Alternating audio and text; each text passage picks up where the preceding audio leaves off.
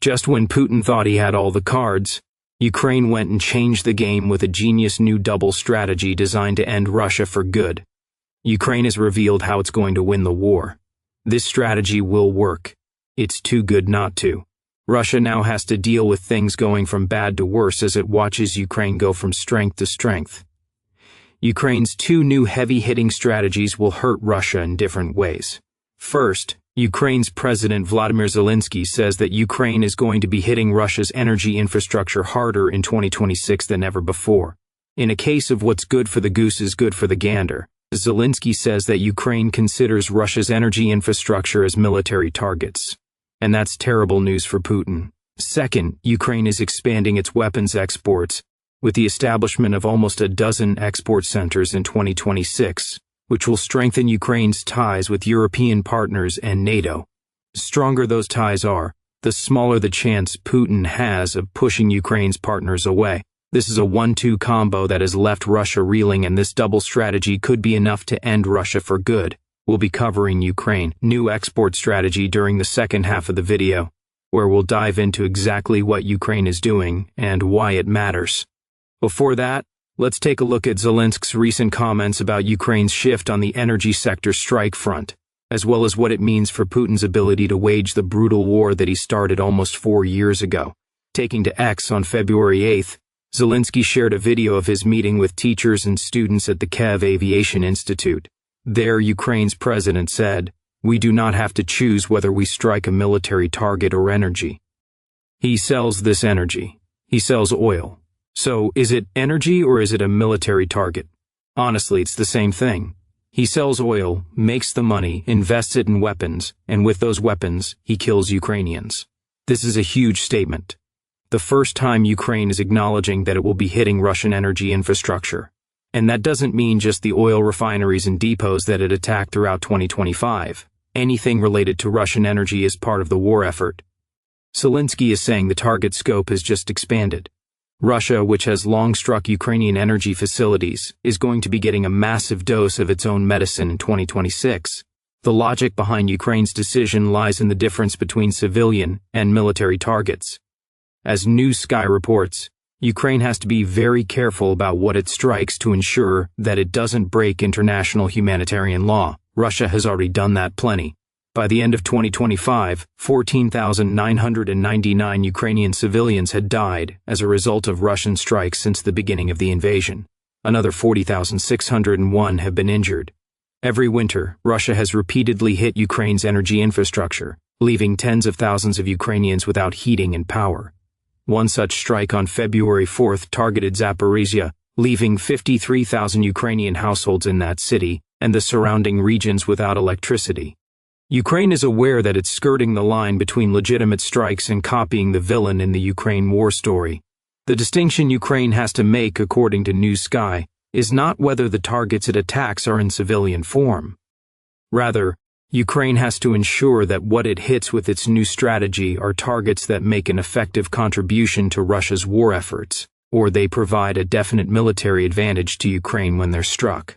The infrastructure that Ukraine has targeted up until now fits both of those bills. Russia's oil depots and refineries, along with its gas processing plants, all funnel money into the Russian war machine, as you'll soon learn. What Ukraine has to be careful about from a humanitarian law perspective is it strikes against what some could see as civilian energy infrastructure. For instance, a space of Ukrainian attacks on the energy infrastructure in Belgorod knocked out power in the region several times during the first week of February. Taken on their own, these strikes could be seen as similar to the ones Russia carries out in Ukraine. The difference is that Belgorod is seen by Ukraine as a legitimate military target. We've known that Russia has been sending its conscripts to Belgorod since at least April 2025. And those conscripts are legitimate military targets. Russia's soldiers need power, do what they're paid to do. Taking out the power in Belgorod weakens Russia's forces, providing the definite military advantage and effective contribution needed to make Ukraine's strikes legitimate. The first of Ukraine's strategies is about taking out the source of origin to weaken Russia. Zelensky made that clear in his speech, adding, "What is a Ukrainian supposed to do? There are two ways. We either build weapons and strike their weapons, or we strike the source where their money is generated and multiplied, and that source is their energy sector. That is what's happening. All of this is a legitimate target for us. In the Belgorod sector, the source is the conscripts and other military facilities in Belgorod that Russia is using to hurt Ukraine. On a wider scale, both in terms of Ukraine's targeting of Russian energy and what that really means for Russia, the source is oil, and the impact is felt all over Russia. Ukraine's goal is to take away the funds that Russia uses to build weapons. As Zelensky hints, attacking existing stockpiles is useful, but Russia can always build more. The crux of Ukraine's first strategy is to take out what Russia uses to generate the cash it needs to build. Oil and gas lie at the heart of the Russian revenue streams. As the Oxford Institute for Energy Studies points out, revenue generated from oil and gas accounts for anywhere between 30 and 50% of the Russian federal budget in any given year. In other words, Russia's energy industry is a huge contributor to Russia's war effort. We know that due to a report by Germany's Foreign Intelligence Agency, the Bundes Nachrichtendienst, or BND. According to the BND, Russia has been lying about how much it's spending on its military to the tune of plowing 66% more money than it officially declared. Putting aside the obvious deception that affects Russia's people, this revelation shows us that a huge portion of Russia's federal budget goes toward the Ukraine invasion. Specifically, Russia spent $137.9 billion on the Ukraine war in 2025, the Jerusalem Post reports. However, the BND says that Russia is also spending money on a separate project that is directly related to its military but appears to be undeclared in the Russian budget. And all of this amounts to is simple. Russia spent half of its federal budget on the war in 2025. And when up to half of that budget comes from oil and gas, Ukraine's evolved energy infrastructure strategy makes a ton of sense. Ukraine had already been leaning heavily into oil and gas strikes in 2025.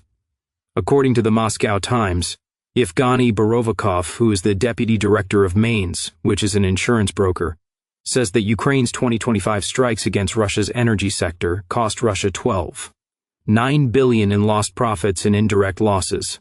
Another $29 billion, was lost direct damage caused by Ukraine's drone attacks, which likely amounts for money that Russia's energy companies had to spend to replace or repair equipment that Ukraine destroyed. All of this money is the source that Zelensky speaks about, and as for taking it away from Russia, the impact is seen directly on the battlefield. Of course, losing billions of dollars in profits amounts to less money for Russian attacks, which also means lower investment into weapons that are used in Ukraine.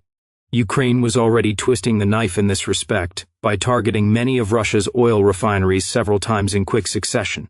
Russia lost up to a quarter of its oil refining capacity, and the government was forced to limit gasoline and diesel exports to avoid fuel shortages within the country, New Sky points out. However, not all of Russia's refined oil products were made to be sold. Much of it was supposed to go into Ukraine for Putin's forces to use on the ground. And just like the Russian people and the buyers of the country's products, Putin's forces often found themselves short of what they needed in 2025. Toward the end of October, the Express reported that some of Russia's soldiers have been forced to buy fuel for their vehicles from petrol stations because the military had run out of gasoline and diesel that it should have been supplying to them. That's humiliating for Putin. Exposes how poorly Russia runs its military, as well as how much of an impact Ukraine's energy infrastructure strikes having. Fast forward to February 9th of this year, and Russia's fuel problems on the front aren't getting any better. On that date, United 24 media reported that Russian troops in the Kherson region of Ukraine have been left stranded after Ukraine struck a fuel convoy that was en route to them. Granted, this attack took place inside Ukraine rather than in Russia. However, the loss of a single fuel convoy heading to stranded troops shows that Russia's forces are in a precarious situation. They have no fuel stockpiles. There is no excess for Russia to send. What's en route is all that Putin's forces have, meaning that fuel being destroyed usually results in no more coming. Resources in Russia are already stretched. Vehicles get taken out because they can't even move, leading to Russia's soldiers being forced to assault Ukraine's positions on foot. The outcome of these assaults is pretty obvious: a lot of dead Russian soldiers. The only thing holding Ukraine back from making its first strategy an absolute killer on its own against Russia is that Ukraine doesn't have the resources it needs to mirror Russia's own attacks on Ukraine's energy sector. Production capabilities and relationships with partners place limits on the number of missiles and drones that Ukraine can build or buy to do damage to Russia, which are problems that Russia doesn't face, at least not to the same scale as Ukraine. However, it's here that the second Ukraine strategy will start to create some changes. If strong partnerships are what Ukraine needs to build to hit Russia harder, it'll do just that in 2026, as it builds a series of export centers. Before we go deeper into that, there's a lot more where this came from. So if you're getting value from the military show, remember to subscribe for more analysis of Ukraine's strategy.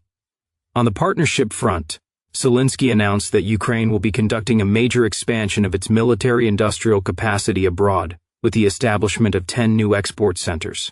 All of these centers should come online in 2026. AA reports the Ukrainian president is saying, and they'll be spread all over Europe. In mid-February, we will see the production of Ukrainian drones in Germany. I will receive the first drone. It's a working production line. There are production lines operating in Britain. These are all our Ukrainian technologies, Zelensky said. Adding to this are the centers that will also be built in the Baltic and Nordic states, several of which have their own concerns that Putin could try to do to them what he has done to Ukraine. Zelensky also hinted at a major reason why these centers are so important for Ukraine, which in turn makes them damaging to Russia. Today, Europe's security is built on technology and drones. There are several different projects. All of this will be based largely on Ukrainian technologies and Ukrainian specialists, Zelensky said. In other words, Ukraine is ingratiating itself into the entire European defense ecosystem in a way that Putin never wanted to see. And as Ukraine washes Europe's collective back with the establishment of these centers, it's also building relationships with the very countries that can provide Ukraine with what it needs to expand its own manufacturing and scale up to the point where it's able to execute on the first strategy that we discussed much better. We'll come back to these relationships and how they help in a couple of minutes. According to the Kiev Independent, the creation of these new export centers follows on from an instruction that Zelensky gave to Ukraine's defense ministry in October 2025. Ukraine's president wanted to begin the controlled export of Ukrainian weapons into Europe from November. The goal, Zelensky had previously said, was to internationalize Ukraine's arms production, especially as Ukraine's drone production was outpacing its war financing.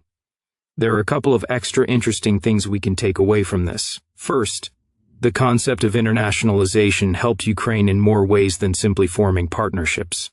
What Ukraine is doing here is essentially giving some of its defense secrets to the European countries where its export centers will be based. Those centers will be building the drones that Ukraine needs using the specifications that Ukraine uses to build them. Now, imagine that Russia somehow manages to pull off a series of strikes against Ukraine's domestic drone manufacturers. It's pretty hard to do as Ukraine has decentralized its drone production to avoid this very scenario. Still, if Russia manages to discover where some of the most important manufacturers are based and take them out, the export centers could transition to serving a new purpose. Ukraine could use them to build drones and other weapons on safe territory that Russia can't hit. Yes, it'll lose money it could have earned from those weapons, but it will ensure the flow of drones needed to keep Russia at bay, even if its domestic manufacturers are taken out. The second interesting thing we can take from Zelensky's goals with exporting is the point about drone manufacturing outpacing Ukraine's war financing. In other words, Ukraine needs more money. When he announced the export program, Zelensky said it was the drone excess that will be sold. Right now, Ukraine's total debt stands at $23.3 billion, which is an increase of 29.5% of what it was 2024. The country's debt to gross domestic product ratio is also hovering around the 100% mark, which isn't a great financial situation to be in. About 40% of the debt Ukraine has, including a loan we'll touch on soon, is held by the European Union or EU. You can probably start to see a correlation forming here.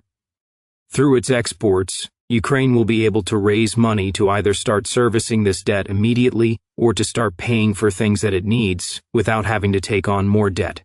Either way, it's a win-win for Ukraine.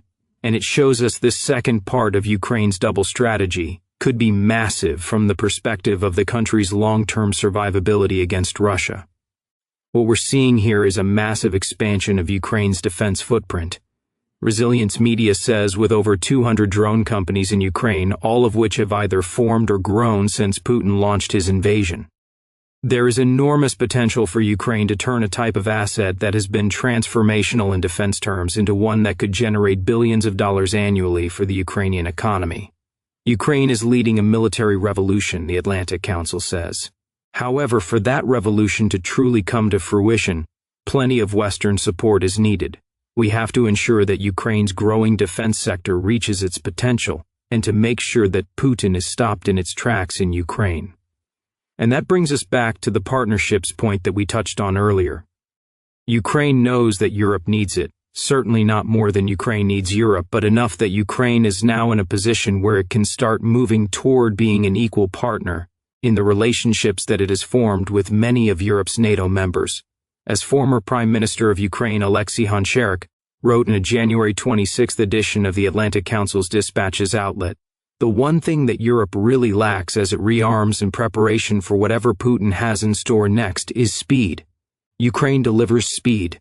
It's been innovating at an insane rate since Russia invaded, and it has the technology now that Europe is going to need in the future. It's here where the 10 new export centers in Europe are really going to come into their own. Ukraine has become a drone superpower. With these new centers, Ukraine will take a central role in Europe's defense. While it starts to deliver weapons that integrate into the existing arsenal of some of its most important partners, integration leads to greater compliance. And with compliance comes the potential to develop a Europe-wide strategy that hinges on Ukraine's survival. And for Ukraine to survive, it's going to need continued support from the European partners that have already helped it so much, which is where the true genius of the second part of Ukraine's strategy lies. Ukraine is making itself indispensable to European defense. An indispensable partner can't be allowed to fall to Putin's aggression. Europe knows this just as well as Ukraine. Survival is the reason why the EU has approved a $90 billion euro, or $107 billion loan to Ukraine with itself as the guarantor. The need for Ukraine to survive, and even thrive beyond the war with Russia, is also the reason why the EU and US are pitching an $800 billion 10-year plan, in which they would use both public and private funds to rebuild Ukraine once the war is over. Ukraine would also be fast-tracked to EU membership through this plan, which is another major shot in the arm for the country. All of this is recognition of Ukraine's increasingly crucial role in the European defense against Russia. The 10 export centers that will emerge in 2026 are likely going to be the first of many that solidify Ukraine's position as a major influence on European defense for decades to come. Those decades to even exist at all, Europe needs to keep supporting Ukraine. Zelensky's export plan ensures that will happen. For Russia, this double strategy means two things. On the energy front, it's going to lose more oil and gas along with infrastructure that serves dual civilian and military purposes. Money will disappear. Offensives on the front will weaken as the fuel dries up. Ukraine will keep on chipping away at what Russia has done until it has no more. And with its export plan, Ukraine will strengthen itself to ensure it's able to scale up the first part of its strategy, with support from its European partners.